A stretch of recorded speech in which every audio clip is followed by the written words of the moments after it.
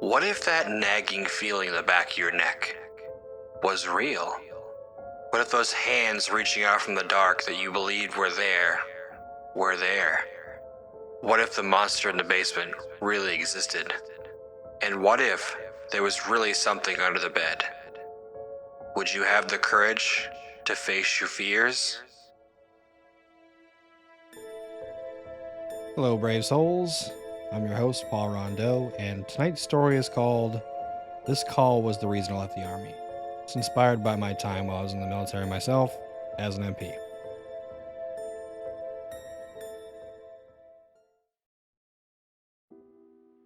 About 10 years ago, I served a few years in the Army. I ended up being military police, an MP, while I was in. The first few years I spent in, I trained up for deployment to Afghanistan. Spent a year there and came back. After 3 years of being in, it was finally time to do the law enforcement part of my job.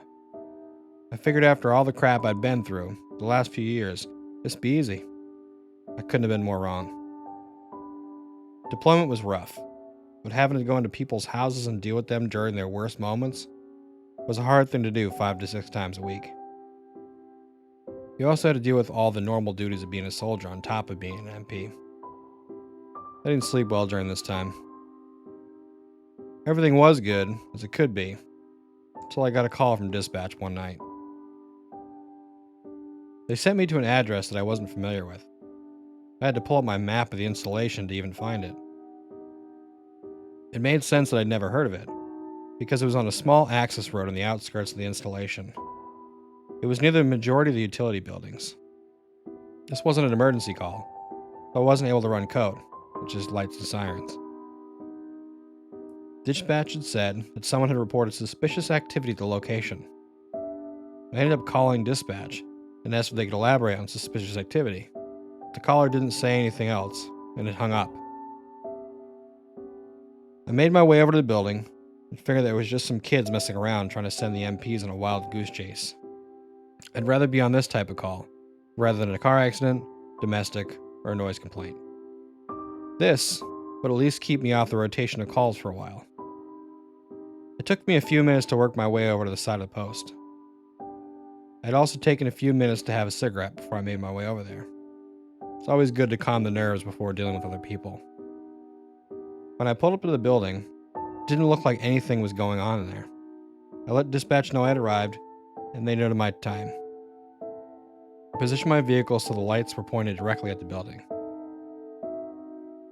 It was a 3-story building that looked like it was made of the same material as a parking garage would be made out of. My plan was to do a walking patrol around the perimeter of the building. If I didn't see anything suspicious, I would then request backup from dispatch so that I could clear the building. It probably wasn't going to happen tonight though. The unit had just returned from deployment, and there was a ton of calls tonight. Dispatch would probably tell me I was on my own, but I'd head inside and clear the building to make sure no one was inside goofing around, or worse, hurt. I walked around the building. When I was on the back side of the building, I thought I could see a light coming from one of the 3rd floor windows. It kind of looked like the light of a cell phone. I made a mental note of it and radioed dispatch letting them know I needed backup to clear the building. They let me know that all the patrols were tied up and that I needed to check it out on my own.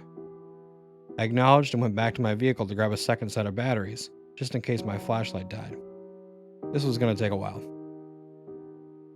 After grabbing the batteries, I checked to make sure I had everything just in case something did go wrong while I was in there. I made my way to the front of the door, and to my surprise, the door was unlocked. That alone would have warranted me to clear the building. I flicked on my flashlight and walked into the building. Surprisingly, the building was in really good shape, for what I assumed to be an abandoned building.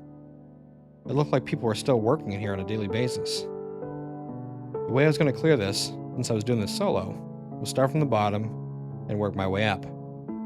Luckily, this building didn't have a basement, so I only had to worry about 3 floors. I turned right as I walked into the building and began clearing it. Nothing seemed out of the ordinary as I walked my way around the 1st floor. I could hear movement from somewhere upstairs though. I came around the corner, saw the front door again, and a staircase that was in front of me. It was time to work my way up to the 2nd floor. As I made my way up the stairs, I could hear more movement as it echoed off the walls of the staircase. I yelled, MPs, please come down now. I always follow the mantra of ask, tell, and make. But ask nicely the first time, tell them the second time, and then if worse comes worse, I'd make them come and do what I wanted them to do. Most of the time the problem can be handled with your words rather than your fists. You don't want to get into fist fights when you have to do this 5 to 6 times a week. The movement upstairs continued, so I yelled again, MPs, come down now. The movement upstairs stopped, and the only thing I could hear was the sound of my heart beating from walking up the stairs. I said again, MPs, please come down now. We need to talk. I listened for a minute, but didn't hear anything. Instead of going all the way up to the 3rd floor, where I assumed they were, I continued on with the protocol. This floor definitely had a different feeling to it. It was less taken care of, and it didn't seem like someone had been up here in a while. I couldn't shake the feeling that I was being watched. I also found it weird that I hadn't heard my radio since I walked in. So to put my mind at ease, I tried to do a radio check with dispatch. Dispatch, this is 5 Romeo, radio check over. I didn't hear anything back. Dispatch, this is 5 Romeo, radio check over. Again, I didn't hear a thing. I figured maybe there was something messing with my reception of my radio, so I tried it again. Any unit, this is 5 Romeo, radio check over. No luck again. I pulled out my cell phone and tried to call my buddy on shift. I couldn't get it to ring at all. I checked to see if I had service, and it showed 5 bars. I tried to text him instead, and it said the message couldn't be delivered. I'm in panic mode at this point. I've never had something like this happen to me before. It would make sense if I didn't have service in the building. I figured maybe if I turned everything off and on again, it might work. So I turned off the radio, then my phone. I waited a little bit, and then tried turning them back on. The radio didn't make a sound, and my cell wouldn't turn on anymore. It didn't make any sense. So I made the choice right there and then to head back outside and see if I could reach out in my vehicle. I went back down the staircase and pretty much ran down them to head back outside. There was no way I was coming back in here without backup. My heart sank when I got to the bottom of the stairs. The place the door was supposed to be was no longer there. I turned left and right, freaking out. I didn't know what to do, and I couldn't call out for any help. There was no way I could break out of here either. It was basically a giant concrete coffin, one that I'd come into willingly. Without much other options, I looked back up the stairs and figured I would try to make my way to the room I had seen a light in. Maybe someone was in there that could make sense of all this. I'd cleared the 2nd floor already, so that only left the 3rd floor.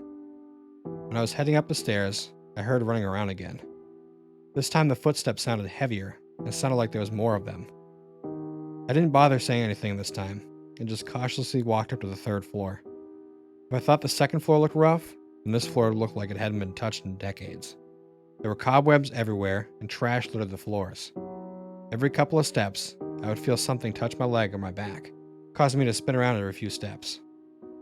I felt like I was losing my mind at this point, and just wanted to find some answers to this impossible situation. This hallway made no sense to me. There was no doors except the one at the very end of the hallway. What was the point of this floor if it just had one door in it? The hallway was probably 20 feet long, and felt like it took me an hour to get to the end of it. I made it to the door and grabbed the doorknob. I was surprised when I couldn't open it. I knocked on the door, and the door opened up slowly. I pushed the door open and saw the light I had seen earlier. There was a flashlight on the floor. Next to it lay an MP that was unconscious. I walked a few feet forward, and I felt something hit me in the back of the head. Everything went black, and I woke up in the back of an ambulance. A few days went by, and I had finally recovered. My team leader asked what had happened that night, and I tried to explain it to him. He then told me what he says actually happened. He said he had heard me call out that I was entering the building. He heard the ridiculous amount of radio checks that I did, and thought maybe I was messing around. That was until my buddy called him saying that I'd called and sent him this text. I'm stuck in this building, come help me now. That's when it no longer seemed like a joke. They had 2 patrols head over to the building and check on me. They saw a light on the 3rd floor window and went up to check it out. They found me passed out on the floor with my flashlight next to me. They called the ambulance and had me transported to the hospital. They said it had been carbon monoxide poisoning. Apparently the building had a gas leak. The guys that came and got me had to spend a few days in the hospital as well. I don't know how much of it is in my head or how much of it really happened, but that was the day I decided I wasn't going to re-enlist. Thanks for listening. I hope you enjoyed the story. That isn't actually the reason why I didn't want to re-enlist in the Army. The reason why I didn't want to re-enlist in the Army is because I was having a son. But this was a fun story to read. I hope you guys enjoyed it. Come back next time for some more spooky stories, and as always, remember to face your fears.